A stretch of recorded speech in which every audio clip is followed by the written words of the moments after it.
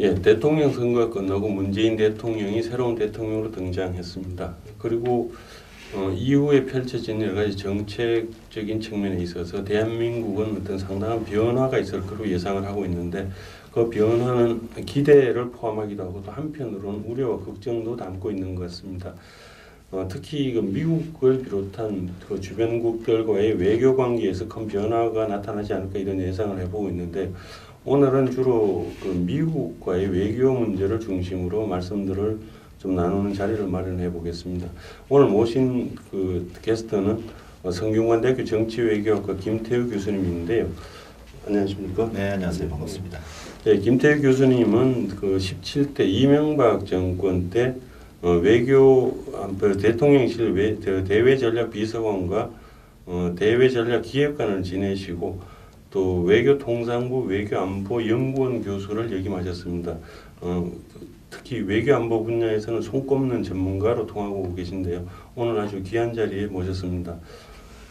그럼 먼저 한미 관계를 중심으로 좀 말씀들을 들어보도록 하겠습니다. 최근에 문재인 정권이 들어오면서 단순히 어떤 뭐 이렇게 새로운 대통령이 등장했다는 수준을 넘어서 뭔가 이게 대한민국의 어떤 정권의 어떤 성격 자체가 바뀌고 있는 것이 아니냐 뭐 이런 시각도 있고 기존의 대미 관계나 뭐 대중 관계나 이게 주변을 둘러싸고 있는 여러 가지 국제 질서에서 큰 변화가 올 거다 이런 예상도 하고 있습니다.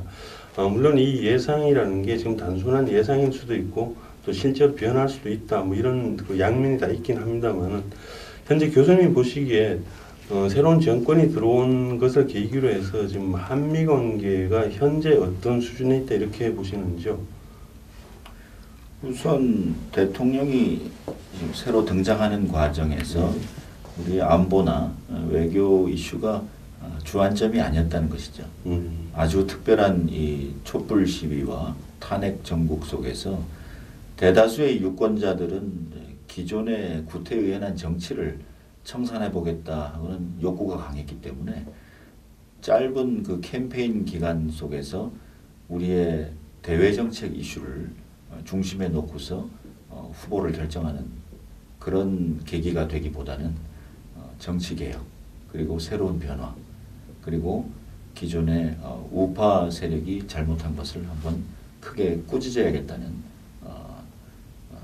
책임 추궁 이런 과정 속에서 신정부가 등장을 했기 때문에 결과적으로 지금의 우리의 국민들은 새 정부가 들어서서 이제 일하기 시작해서 맞닥뜨리는 미국 정상과의 첫 만남 그리고 대북 정책 조정 중국 정책에 있어서 그동안 별로 생각해보지 않았는데 중요한 문제를 빨리 지켜봐야 되는 그런 급박한 상황에 직면하게 됐고요.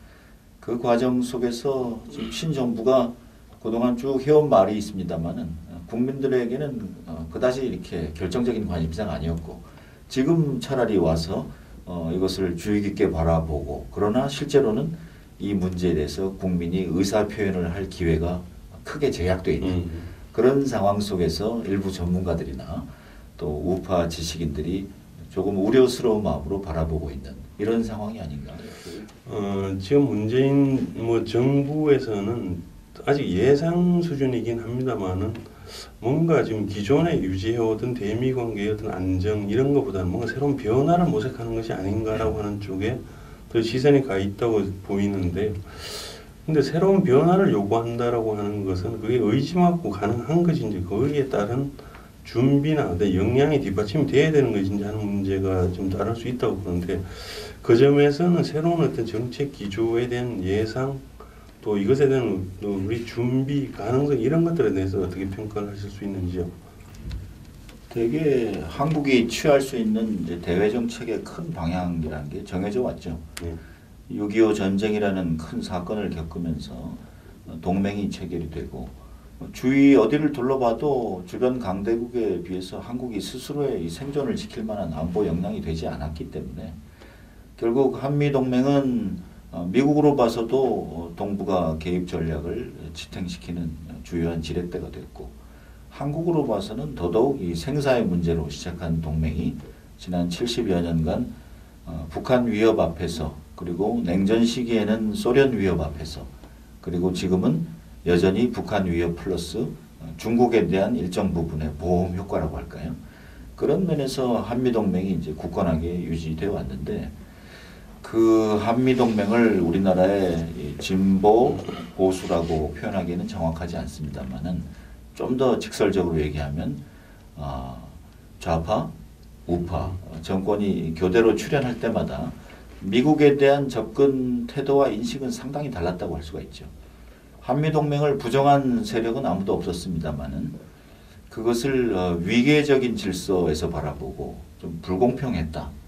그리고 민족주의적인 시각에서 봤을 때 우리가 좀 더 주도적인 영향력을 발휘해야겠다라는 생각이 강한 쪽이 있었고 물론 그런 시각이 없을 수는 없습니다만은 전략적으로 합치되는 부분을 찾아서 한미 간의 협력을 만들어 나가되 문제가 있거나 불만이 있는 것은 비공식적으로 부드럽게 해결해 나간다라는 이런 실용파, 전략파가 이제 대립을 해왔던 것이죠. 지금 이제 우리 국민들이 걱정하는 부분은 기분을 가지고 상대에게 우리가 억눌렀던 어떤 불만이나 요구사항을 제기한다는 문제, 그리고 북한이나 중국에 대해서 기존 우파 정권이 했던 것보다 훨씬 전향적으로 나선다는 문제, 그것이 한미 관계를 가만히 놔둘 것이냐, 아니면 이 한미 관계에 충격을 가져오거나 우리의 70여 년의 대외 정책의 주춧돌로 작용했던 한미 관계에 금이 가게 할 것이냐 하는 게 이제 핵심 질문이라고 볼 수가 있겠죠. 관련해서 지난 그 노무현 정권 때 노무현 대통령은 뭐 이런 말을 했습니다. 한미면 어떠냐 뭐 이런 표현까지 했었는데 그때의 아마 기전은 지금까지의 어떤 한미 관계에 대해서 변화를 주자. 그러니까 한국이 주체적으로 자기 중심을 지켜 외교의 중심이 되자 이런 주장이 아니었던 생각이 됩니다. 그래서 더불어서 뭐 균형자론을 제기하기도 했고 했는데 결과적으로 균형자 역할을 했다고 보기보다는 뭔가 이제 외교 그 관계 속에서 상당히 고립되거나 좀 오히려 위축된 것은 아니었는가 이런 측면도 있어 보이거든요.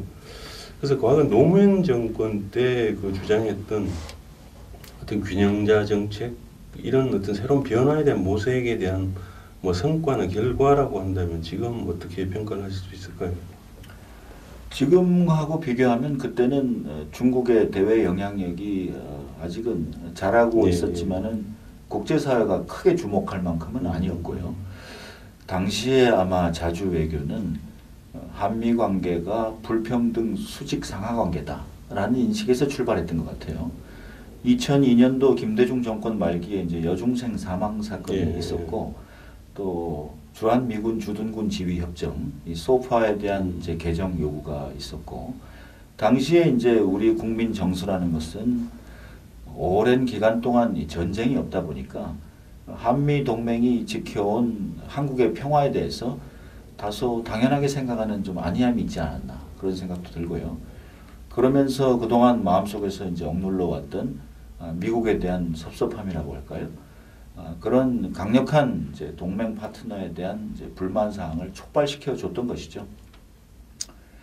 지금에 와서의 문재인 정부의 한미 동맹 조정도 일정 부분은 그런 내셔널리즘, 민족주의적인 시각에 편승한 측면도 있고요.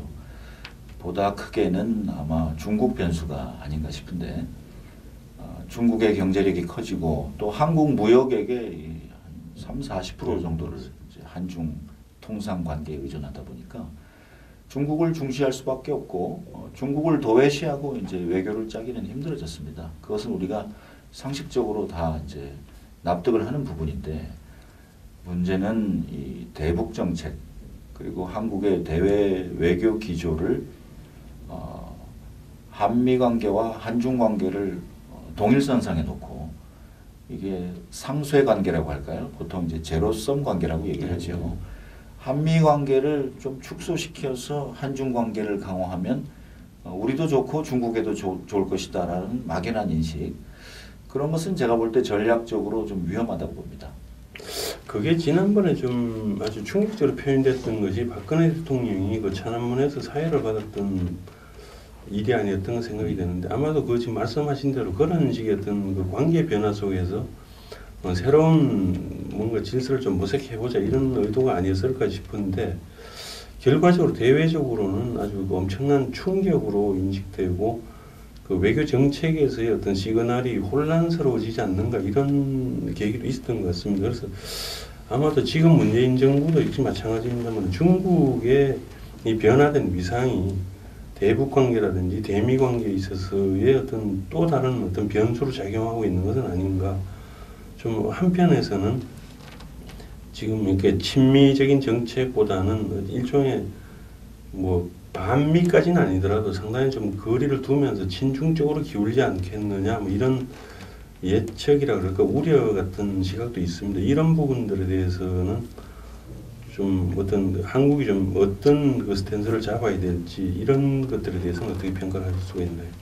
평소에 제가 이념이 뭐 좌우 노선을 막론하고 한국이 반드시 견지해야 할 이제 대외 정책의 기본 이제 ABC라는 것이 있는데요.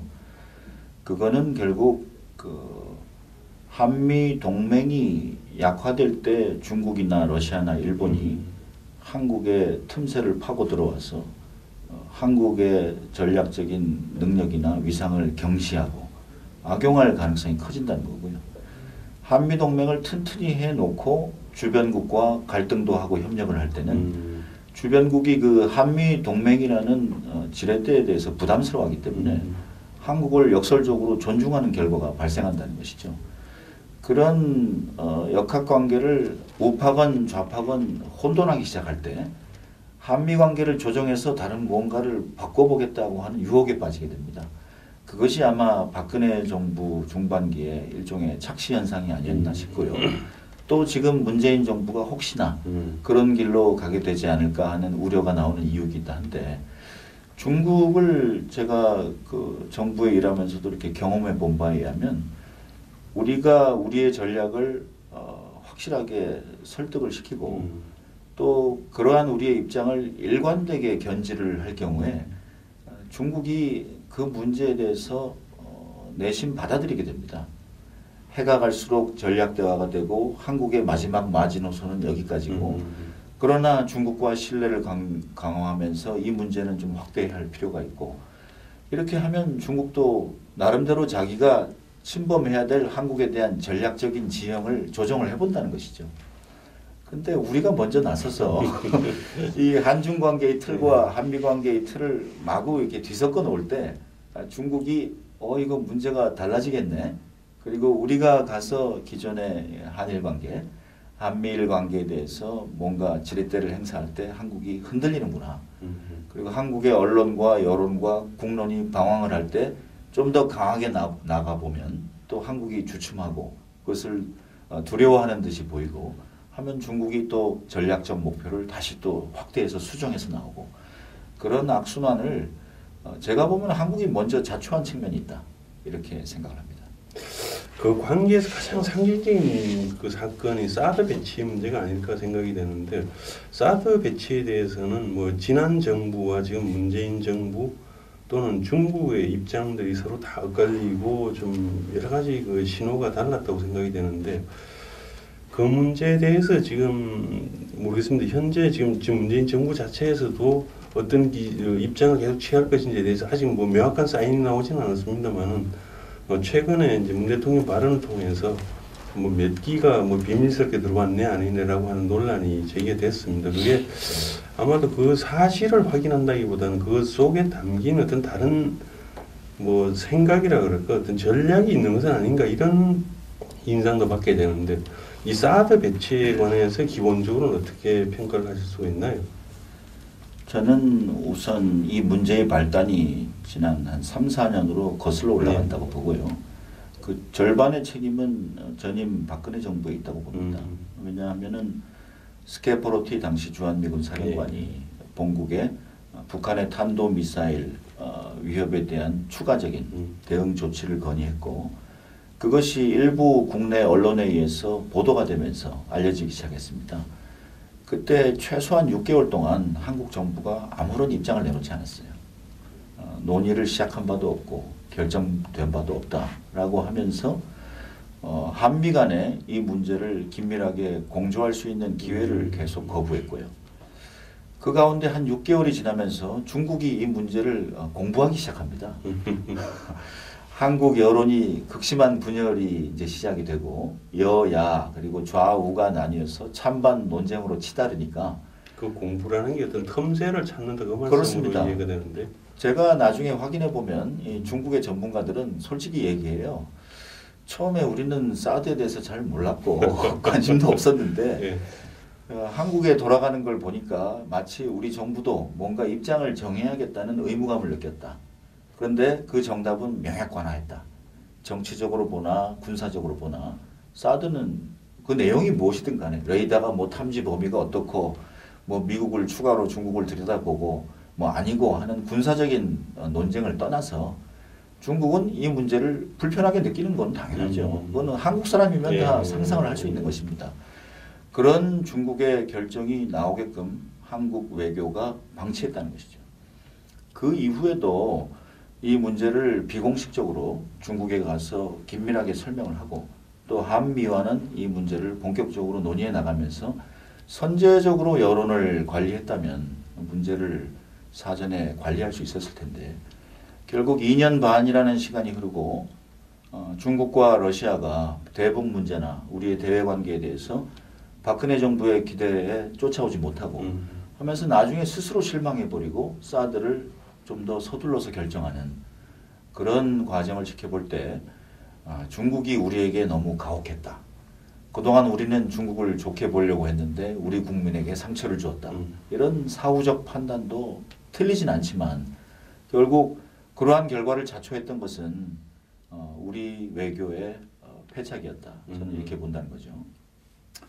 그 다음에 아까 말씀하신 것 중에 지금 문재인 정부가 사드를 바라보는 관점에 대해서 저는 두 가지 해석을 내리고 싶습니다. 첫째는 이 안보에 대해서 절박함이 없다는 인식을 드러내고 있는 것 같아요. 사드의 본연의 목적은 그 과정을 차치하고라도 북한 핵미사일이 우리 중부 이남으로 날아왔을 때 주한미군 기지가 위험해지고 우리 국민이 위험해지기 때문에 100% 방어할 수 있을지는 몰라도 우선 그 준비를 시작하고 그것을 북한에게 가시적으로 보여주자라는 취지가 본질적인 취지라고 봅니다. 그런데 이게 뭐 2대니 4대니 하면서 중간에 왜 투명하지 않았냐, 왜 우리가 몰랐냐라고 따질 수는 있는데 그 과정을 이렇게까지 공론화시키면서 대외 정부와 지도자들이 다 보는 앞에서 우리 국방부를 그렇게 망신 줄 필요는 있었을까? 물론 그런 인식이 있었다면 그런 인식은 납득할 수 있겠으나 그 처리 방식이 저는 전술적으로 유효했던가요, 그게? 그런 앞뒤를 치밀하게 따졌는지는 모르겠습니다만은 결국에는 국가 안보에 대해서 국방부의 역할 그리고 우리 군의 역할 그리고 한미 동맹의 그 억지 능력에 대한 신뢰 이런 것에 대해서 좀 소홀하지 않나 하는 인상을 첫 번째 줬다고 봅니다. 두 번째는 중국이 또 즉각적인 반응을 하지 않았어요. 그렇게 본다면 이 사드 문제를 매개로 미국의 입장보다는 중국의 입장을 더 신경 썼던 그동안의 일관된 입장을 다시 한번 확인시켜 준 게 아닌가. 그래서 이 두 가지 각도에서 노무현 정부, 박근혜 정부와는 조금 다른 차별성이 있습니다만 국민들이 보기에 두 가지의 우려사항을 낳고 있다. 이렇게 진단해보고